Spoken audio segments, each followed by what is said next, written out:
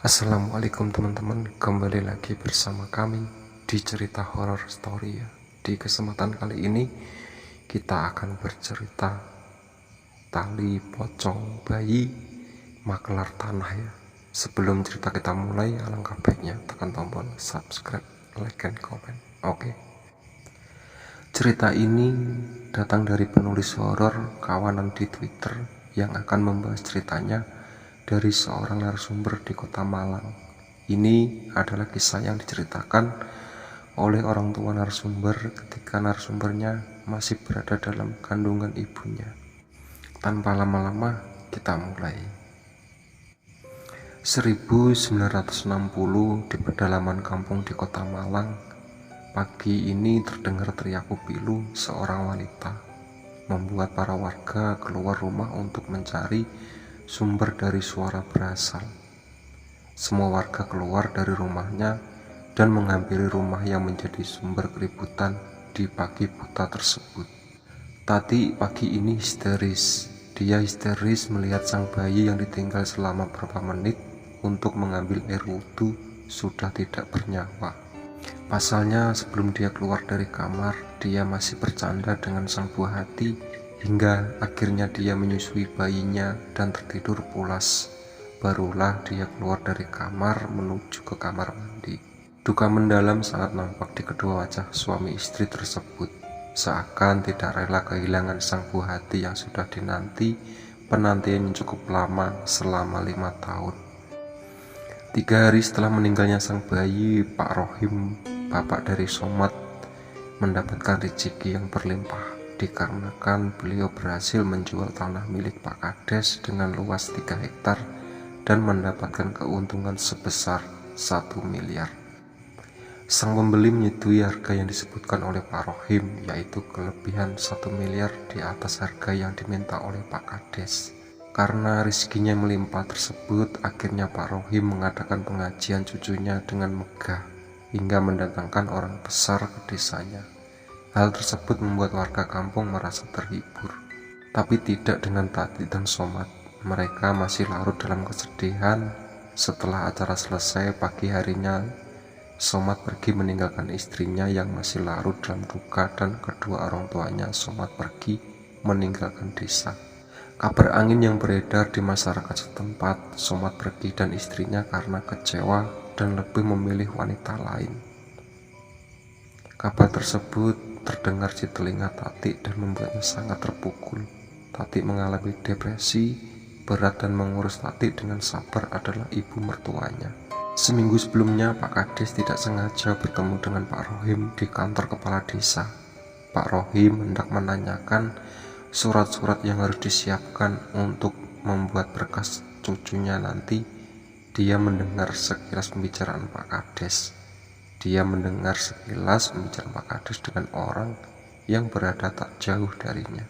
Iya, tanah yang di pinggir jalan besar itu ada beberapa pohon jatinya, tolong dipaksakan. Luas tanahnya sekitar 3 hektar lebih. Kalau bisa secepatnya saya harus siapkan uang untuk sana pemulihan berikutnya, ucap Pak Kades yang tak sengaja terdengar oleh Pak Rohim. Baik Pak, saya akan segera pasang tulisan dijual tanah tersebut nanti. Kalau sudah ada yang menanyakan saya akan beritahu Bapak, jawab lawan bicara Pak Kades yang lebih terlihat sebagai anak buahnya. Setelah lawan bicara Pak Kades pergi, Rohim segera menghampiri Pak Kades menanyakan perihal tanah yang akan dijual. Maaf Pak, saya dengar Bapak mau jual tanah ya? Tanya Rohim langsung menghampiri Pak Kades yang hendak berbaik masuk ke dalam tangannya. Pak Kades terdiam melihat Rohim. Saya Rohim Pak, warga desa, kebetulan saya suka bantu jualan tanah, ucap Rohim memperkenalkan diri.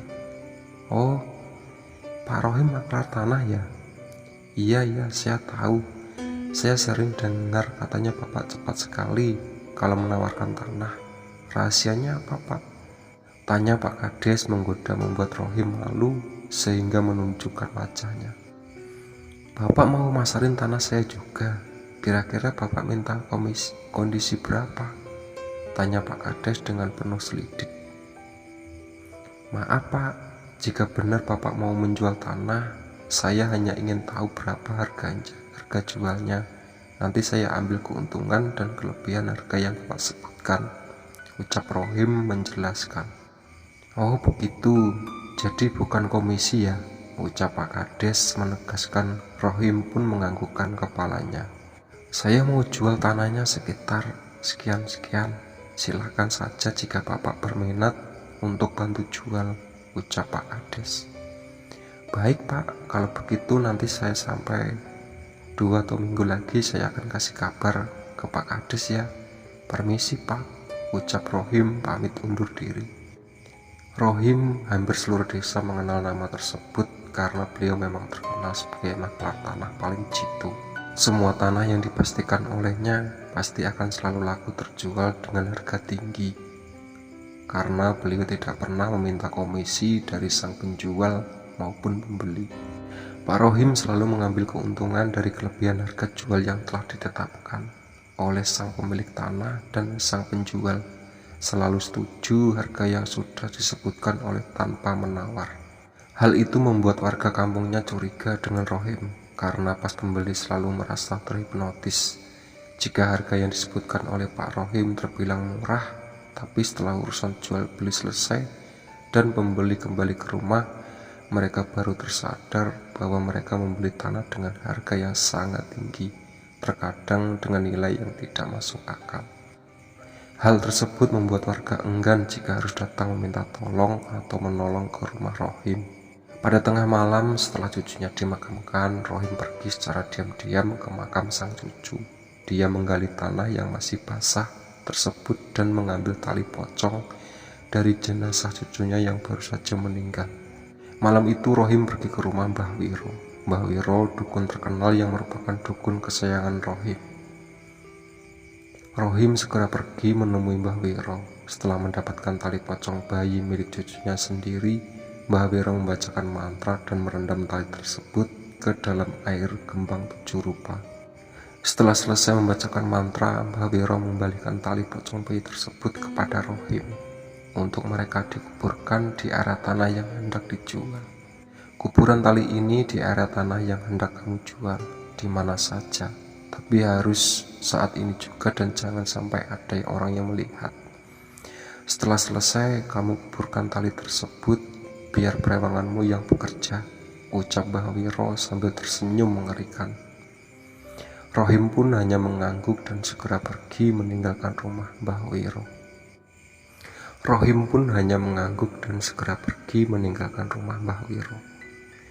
Rohim segera menguburkan tali tersebut di bawah pohon jati yang berada di bagian paling ujung, karena posisi tanah tersebut berada di pinggir jalan raya, membuat harus lebih waspada dan memilih ujung terjauh agar tidak ada orang yang melihat jika ada sekedar lewat. Tali itu digunakan sebagai penarik agar para makhluk halus bisa menarik para pembeli dan mengaburkan mata maupun pendengaran orang-orang yang hendak membeli. Hal tersebut dilakukan agar para pembeli menyetujui hal-hal yang diucapkan oleh Pak Rohim. 2 hari setelah tali pocong tersebut dikubur di tanah milik Pak Kades, tiba-tiba ada orang yang datang ke rumah Rohim. Dia adalah seorang pengusaha muda yang kebetulan sedang mencari tanah untuk keperluan membangun usaha pabrik gula, sebut saja Pak Nur. Permisi Pak, terdengar suara dari depan pintu rumah diiringi sebuah ketukan pintu. Tati berjalan pelan menghampiri pintu. Dengan keadaan yang begitu mengenaskan, Tati membuka pintu rumahnya, membuat tamu yang berada di depan pintu itu kaget melihatnya. Pasalnya rambut Tati sangat berantakan dengan keadaan mata yang sembab, serta menghitam dengan wajah pucat, membuat siapapun yang melihatnya pasti kaget karena takut. Astagfirullah, ucap Mbak Tin yang mengantar Pak Nur menemui Pak Rohim sambil mengelus dadanya dengan nafas berat yang sedikit tersengal. Mbak Tin menarik nafas panjang untuk menenangkan dirinya. Tati, kamu nyeremehin banget kayak hantu tahu, ucap Mbak Tin yang merasa kaget dan kesal setelah menyadari bahwa orang yang bukan pintu adalah Tati. Panggilin bapak, ada tamu mau ketemu sama Pak Rohim, ucap batin kemudian masuk duduk di sofa ruang tamu. Tanpa menjawab, Tati kemudian berjalan pergi meninggalkan mereka dan menghampiri kamar mertuanya. Setelah mengetuk kamar mertuanya, beberapa kali Tati pergi dan kembali ke kamarnya. Rohim keluar kamar dan melihat ada tamu yang duduk di ruang tamunya. Dengan segera, Rohim menghampiri mereka dan meminta tolong sang istri untuk membuatkan minuman dan menyuguhkan makanan kecil. Setelah berbincang tentang maksud dan tujuan mereka datang, bibir Rohim tak kuasa mengembang, memberikan senyum terindah kepada tamu yang akan datang ke rumahnya. Setelah perbincangan singkat di ruang tamu tersebut, Rohim mengajak Pak Nur untuk langsung menuju ke lokasi. Sesampainya di sana, Rohim menjelaskan batas-batas luas tanah tersebut serta keuntungan basa-basi yang lainnya hingga Pak Nur menyetujui nominal dari harga jual tanah yang disebutkan oleh Pak Rohim. Hari itu juga Rohim menelpon Pak Kades untuk memberitahukan kabar bahagia tersebut dan bertemu di rumah Pak Kades. Segera sesuatu hal selesai hari itu juga, mulai surat-surat, pembayaran, dan lain-lain, selesai hanya dalam 1 hari. Setelah pembayaran diterima, Rohim dan semuanya selesai, mereka segera pergi menemui Mbah Wiro dan membayarkan jumlah nominal kepada Mbah Wiro. Mbah Wiro tersenyum melihat kedatangan Rohim dan mereka tertawa bersama-sama. 1 hari setelah anaknya meninggal, Somad melakukan kegiatan yang biasa dilakukan, memberi makan ternak, membersihkan kandang, dan lain-lain. Pada saat dia akan membakar sampah, dia melihat sesuatu hal yang janggal. Somad segera melangkah menghampiri kuburan ari-ari anaknya. Somad melihat kuburan ari anaknya agak berantakan. Dia terdiam menatapnya. Dengan hati-hati, Somad membuka kendi berisi ari-ari.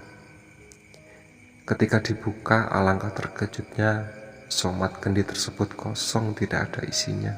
Kemana ari-ari anaknya? Pertanyaan itu membuat murka. Hal tersebut membuatnya sadar bahwa ada yang salah dengan kematian anaknya. Anaknya sengaja dibunuh.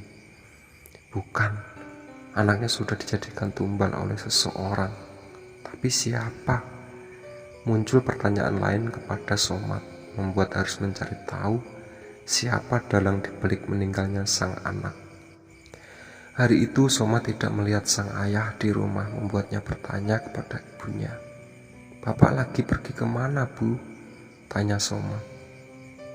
"Tadi ada tamu datang ke rumah, terus Bapak pergi sama tamunya," kelas sang ibu.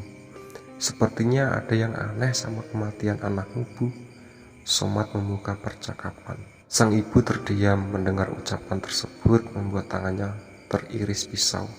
"Aduh," ucap sang ibu meringis karena jarinya teriris pisau.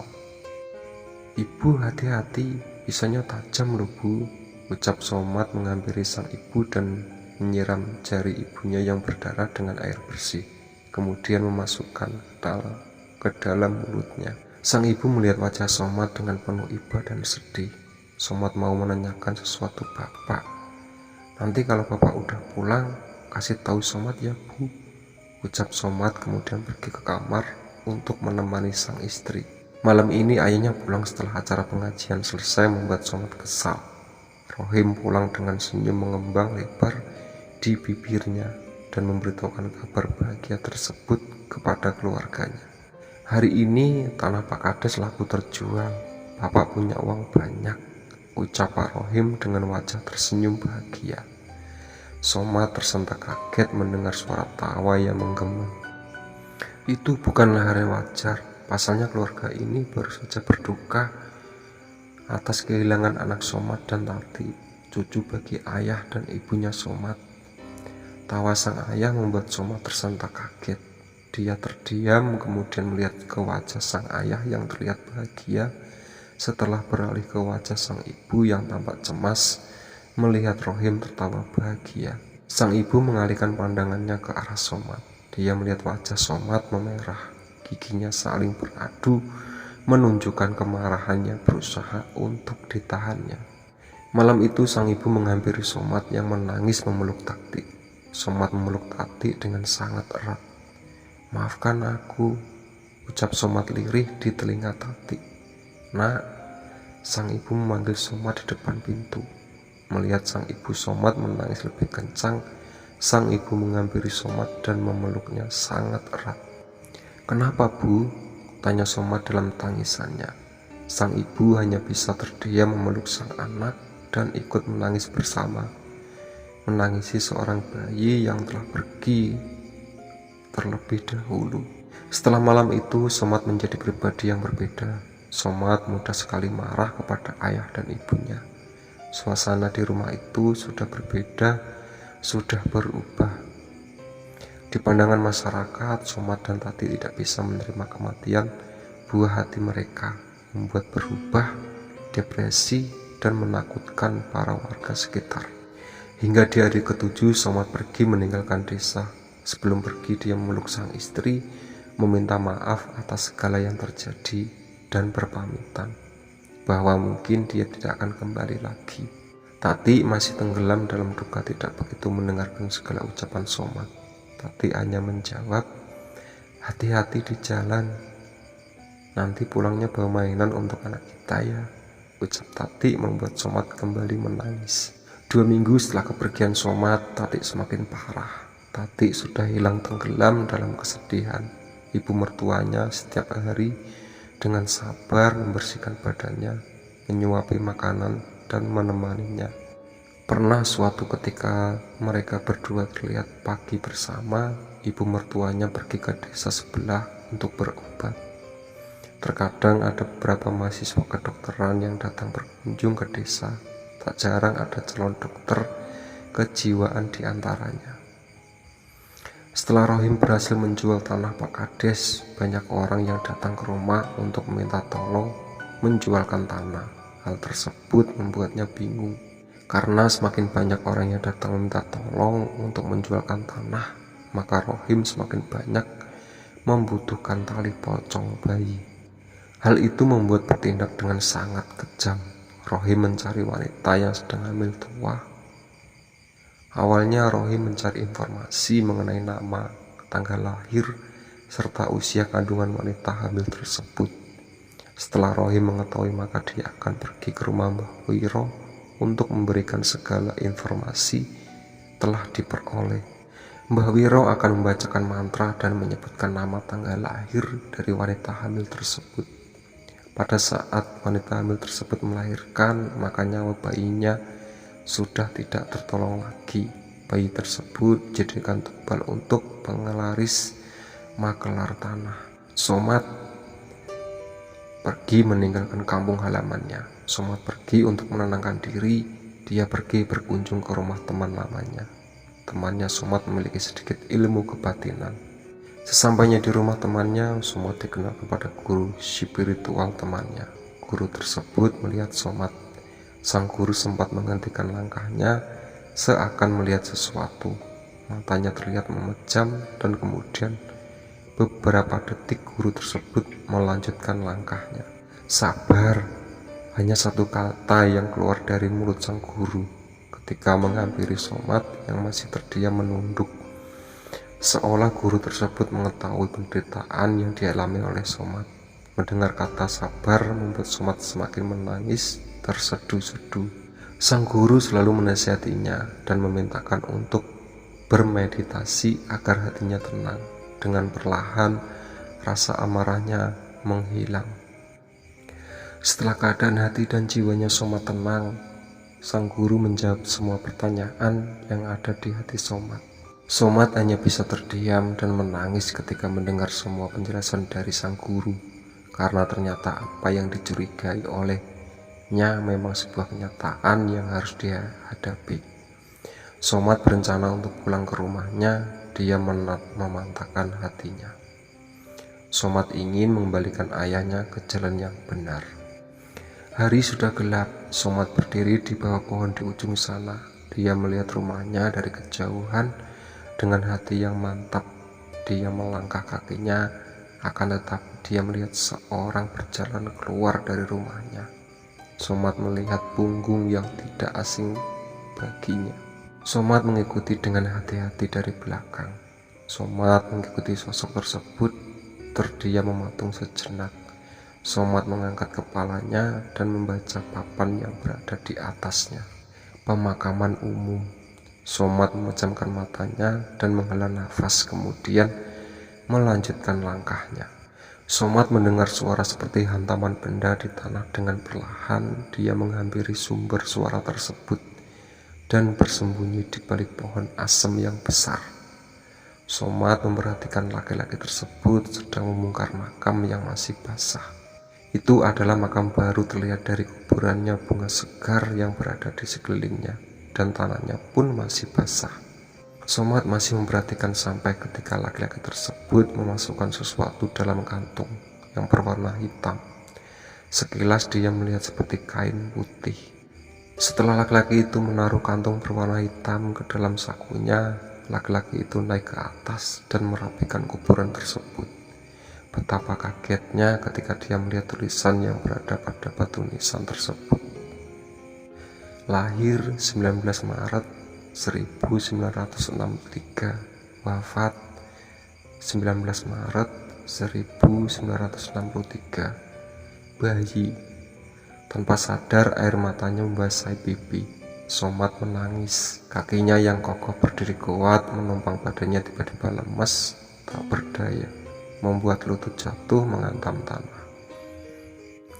Dia terduduk di tanah basah membanding kuburan yang sudah berantakan di depannya.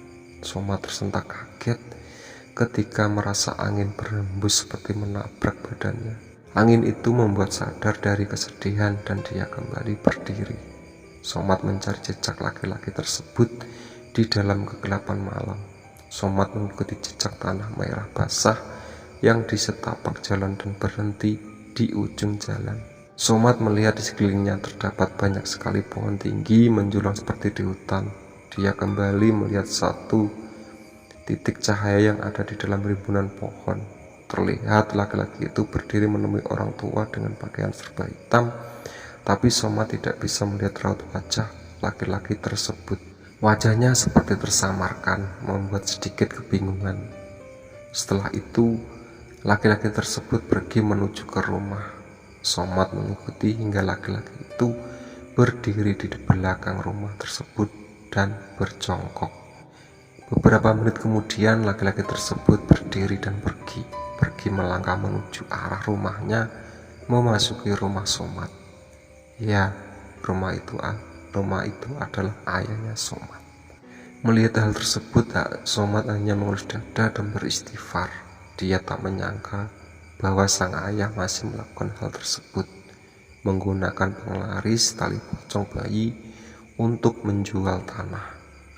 Somad berusaha menyadarkan sang ayah bahwa hal tersebut adalah sesat dan tidak berkah, akan tetapi sang ayah tidak mau mendengarkan dan marah kepada semua orang yang mengingatkan, membuat sang ayah murka dan mengusir semua orang yang bertentangan dengannya. Hingga akhir hayatnya Somad sendirian tanpa ada yang mengetahui penyebab kematian. Rohim ditemukan oleh warga yang mencium bau tak sedap ketika melintas di depan rumah dengan pagar tinggi. Pak, dengan mayat yang sudah berlendir dan bau sekali. Menurut informasi, biasanya Rohim menumbulkan bayi untuk penglaris. Dilakukan ketika bayi masih berada di dalam kandungan sang ibu. Kehamilan harus sudah masuk usia kandungan 8 bulan atau akan segera melahirkan. Pelaku harus mencari tahu nama, tanggal lahir, serta nama ayah dari wanita yang sedang hamil tersebut untuk disampaikan kepada sang dukun. Jika hal tersebut dilakukan, maka wanita yang hamil tadi akan melahirkan dengan bayi keadaan sudah tidak bernyawa. Tapi jika ingin mengorbankan bayi yang sudah lahir, harus mengambil ari-ari tersebut. Hal tersebut memiliki risiko yang sangat tinggi, karena ari bayi bisa dikuburkan di sekitar rumah dan dijaga oleh keluarga mereka. Oke ya, itu tadi cerita dari tali pocong bayi ya, kematian Rohim. Sebelum cerita kita tutup, alangkah baiknya tekan tombol like, share, subscribe, dan komen ya.